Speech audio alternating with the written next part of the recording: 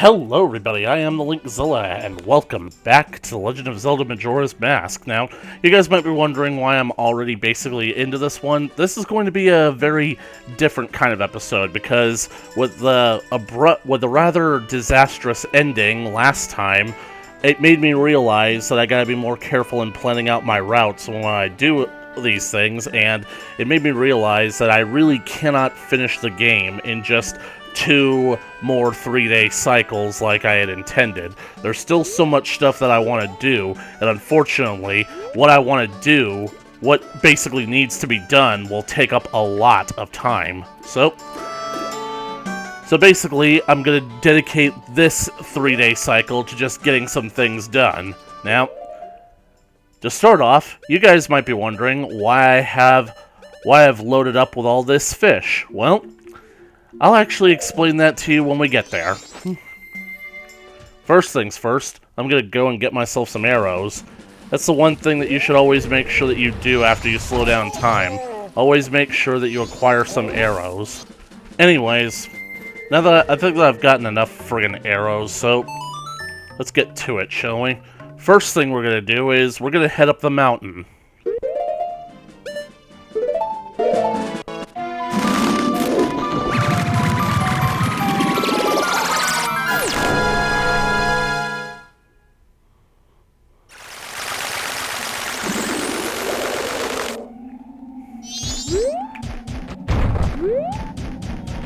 Now we're gonna go up this path towards Snowhead.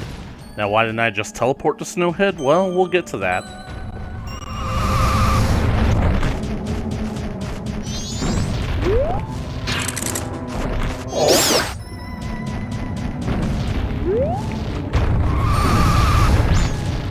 Why isn't the snow breaking me? See? This snow is breaking me.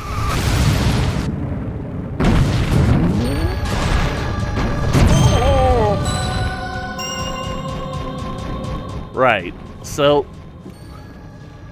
I'm pretty sure that around here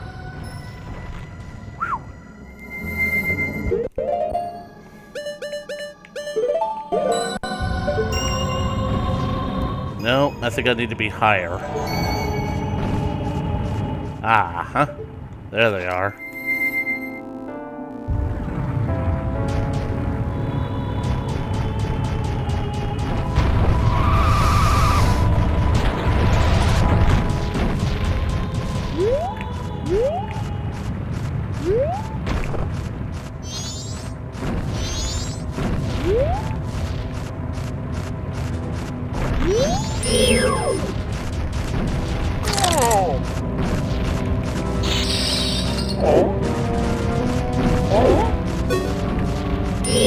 Whatever. And now, you jump across these ice blocks as far as you can go. However, as you can see, you clearly can't just get out there, so you're gonna need some help.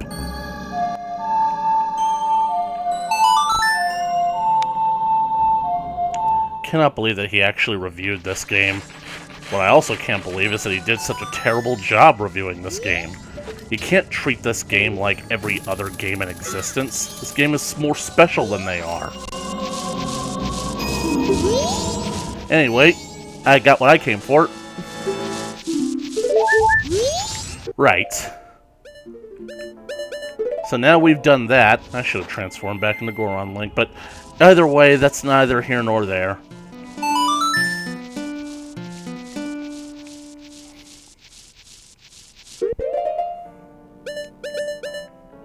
You head for the Great Bay Coast, the laboratory.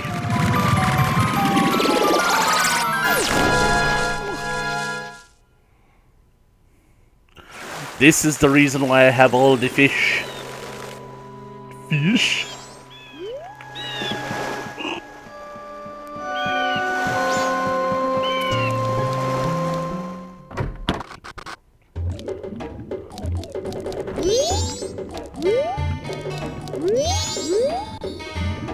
That is a huge fish. I bet that thing could eat a small fish in a single bite.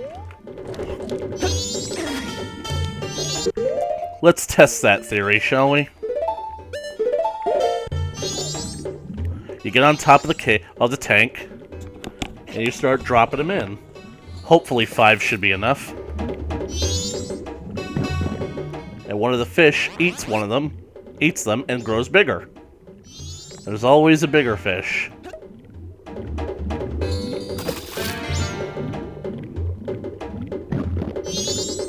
Wait, that's the wrong fish. That's not supposed to happen. Only one of them is supposed to actually get all the fish. Don't make me have to come back and do this again. These fish have got quite the appetite.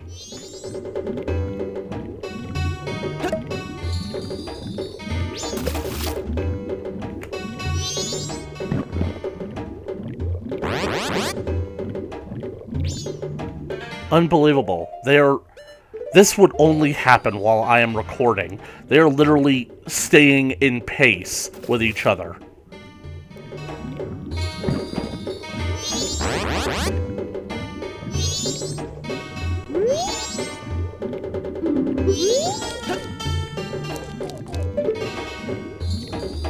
Hate you. Hate you both. Now I have to go get more fish. Although I wonder, if I go back inside, will it be corrected? Nope, they're still roughly in similar sizes. That's so freaking stupid. Why can both of them... So I'm back with a new round of fish. Let's hope that the game actually does what it's supposed to do for once. This would only happen while I'm recording. God. Yes! Yep. Finally. Only needed one more fish. There's always a bigger fish. What, Tattle? You're not going to say anything about what we just saw? The problem is that now the fish is literally too big for the tank.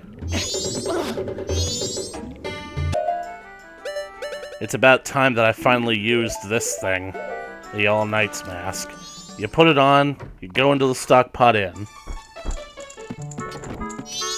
Hey, Anju. It's good, she hasn't started moving yet. You come to this back room, you open up the door. But first, before you talk to Granny, let's check her diary. Granny's diary. It was my granddaughter who cooked again today. Putting that to the lips shortens the life. I thought of a way to get by without eating. I'll try it tomorrow. I just hope I'm not caught. So, Granny doesn't like Anju's cooking. And, she seems to write quite articulately for a woman who's supposedly going senile. You're just a big old faker, aren't you, you old bat? So you talk to her.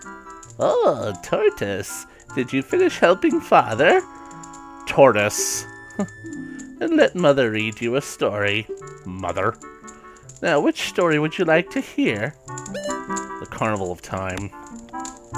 I'm doing the Carnival of Time first because, as you can see, the 4 Giants literally takes until morning. And I will be doing that at like 8:30 on the night of the second day if I can.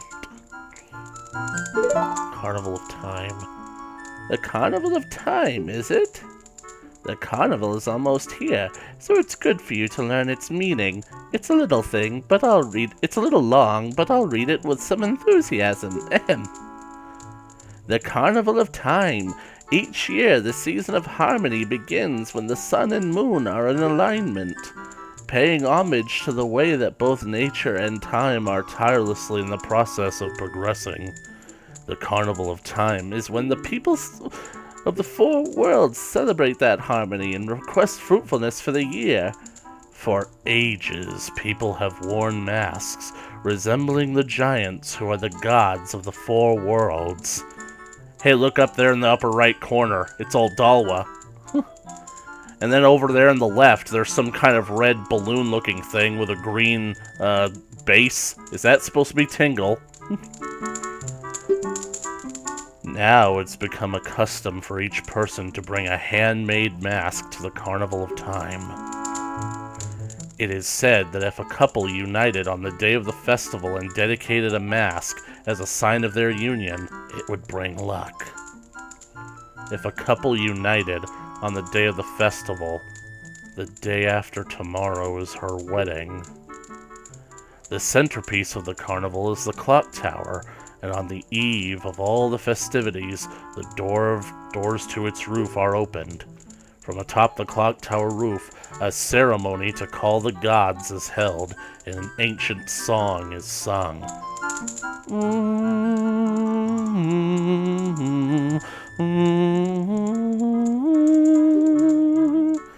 All of these festivities for the Carnival of Time are held so that we may ask the gods for a rich harvest in the year to come. You did a good job. That's all for Tortoise. Now, when does the clock tower of the roof open? The thing about it is, if you don't have the All-Nights mask, Link falls asleep during the story. You did a good job remembering. That's the boy I'm proud of. You guys remember how I said that basically the heart pieces are the equivalent of candy? I'll give you some candy as a prize. You were praised by the old woman. This is added to your notebook. But, like I said,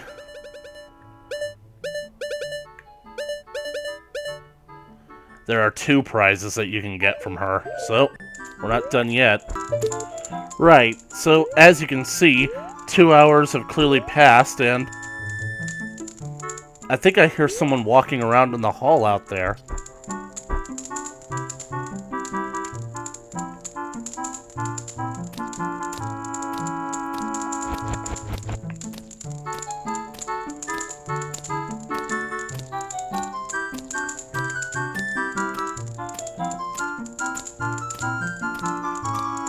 If you wait long enough around noon, Anju comes into the room, and she delivers lunch to Granny. Please don't talk to me. I'm about to drop this plate. Oh, Tortoise, I've already had lunch. Grandmother, I am Anju. Tortoise was my dad. And you haven't had lunch yet. I've already had lunch. Now be quick and take that away.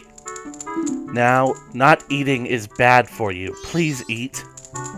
Didn't I say I already ate lunch, Tortoise? Impossible, child! Then don't eat my food. I give up. Phew. Phew? Would you like me to read you a story? That interaction is hilarious. Wonder if we get a second one. Dang it.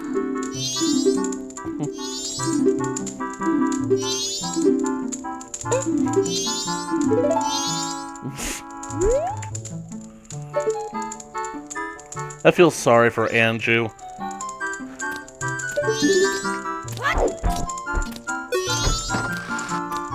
Oh well. I've got other matters that I'll have to contend with, because now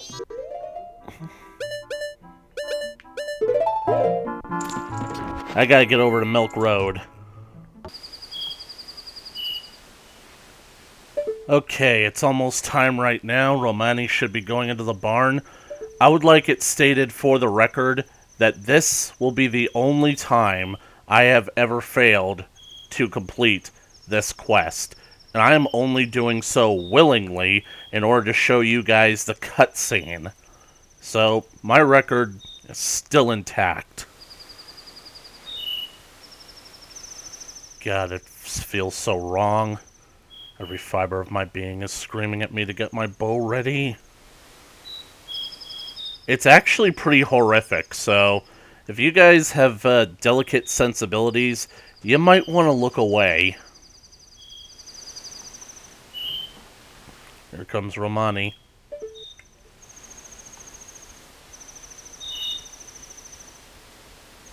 Romani. There she goes. In the barn. It's almost time. And here we go. The only thing needed for evil to triumph is for good men to do nothing.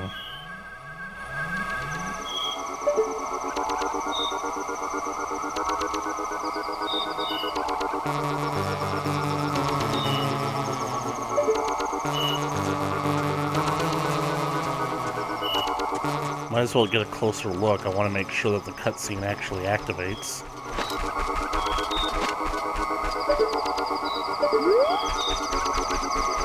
There have been times where I basically have lost track of time and had to ride to the rescue at 3 a.m. after all this has started, but I still managed to make it. So, it's always that one that from behind the barn. Sneaky devil. Here it comes.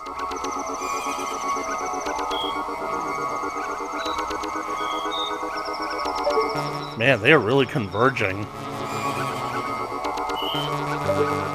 And they are in there.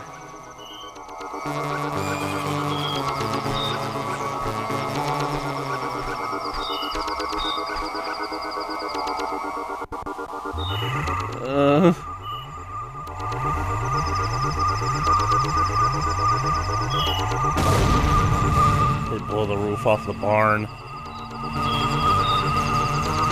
And they beam the cows up. But they don't stop at just the cows. What they do next is kind of horrible.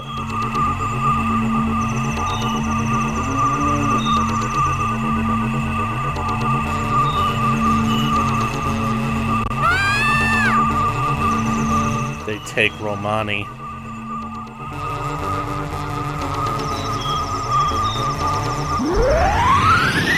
That's why she acts so weird on day 3. Like, she's so spaced out, she can't remember much of anything, and she has a headache. They either probed her, or they erased her mind. Painfully. It's locked from the inside.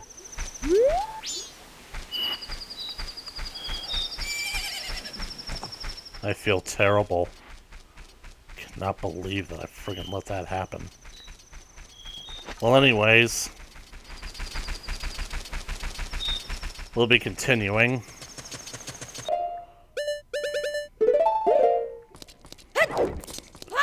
I want to end this playthrough, this 3-day cycle, as quickly as possible because I really feel bad after what I just let happen.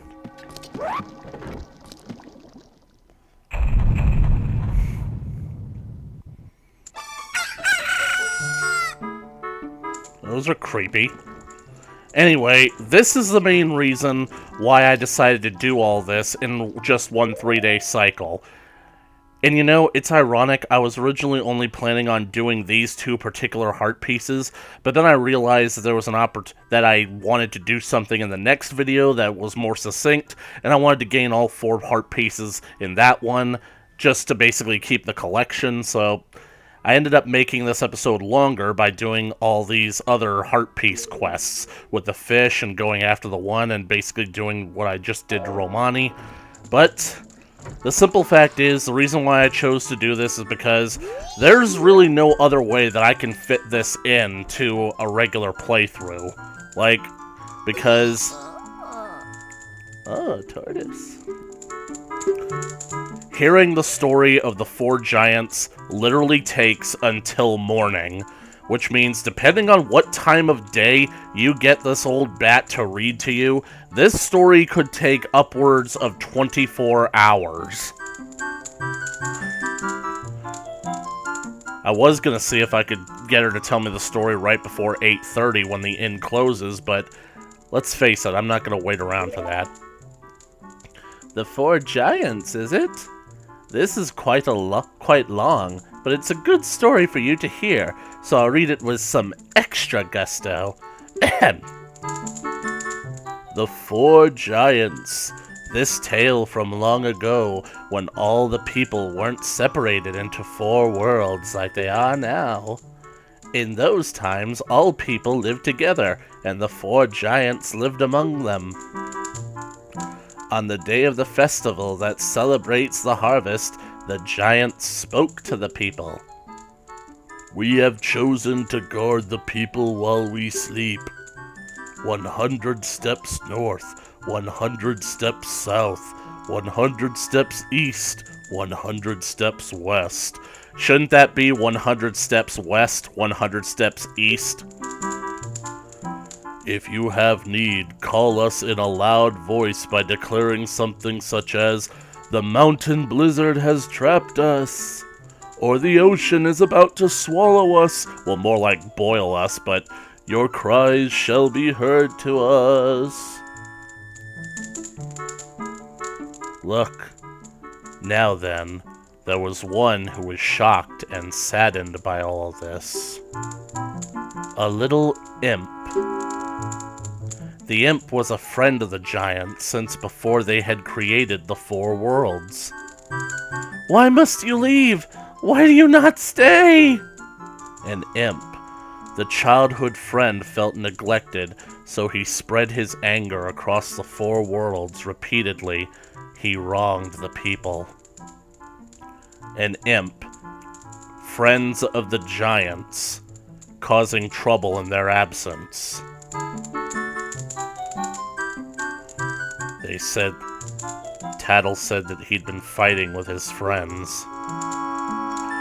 Overwhelmed with misfortune, the people sang the song of prayer to the giants who lived in each of the 4 compass directions. The giants heard their cry and responded with a roar.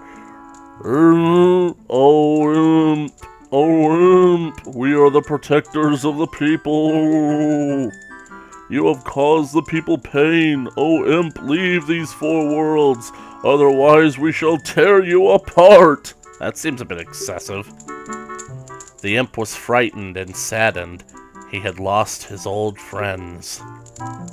The imp returned to the heavens, and harmony was restored to the 4 worlds. The heavens. Technically, the way that people believe that Termina is a parallel world is that Link had to fall into this world from above.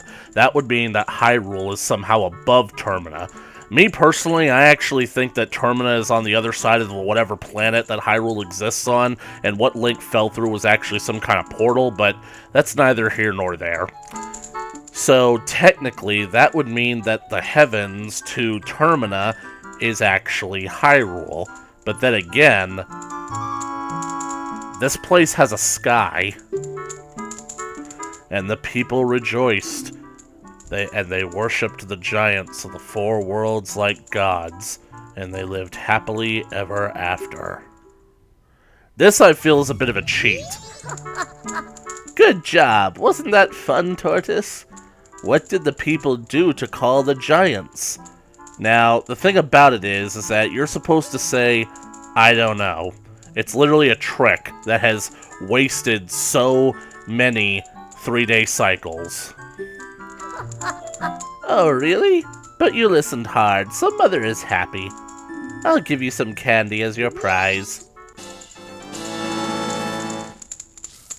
And that's 15 hearts. You're praised by the old woman. Again. Right.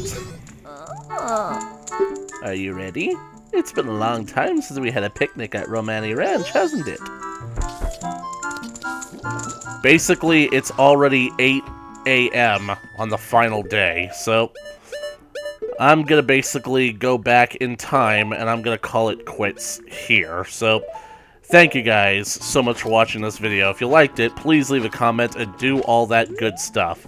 When we next continue, we will be going back and we will be finishing Stone Tower, as well as beginning our investigations into the final goings-on of this clock town, as we are going to basically start finishing off the Bomber's Notebook and helping the final people who deserve it. It's going to require a lot of detective work, but I'm confident in my abilities to actually beat Stone Tower Temple promptly, even though it's probably going to take me longer than I expected. I'll just have to break it up then.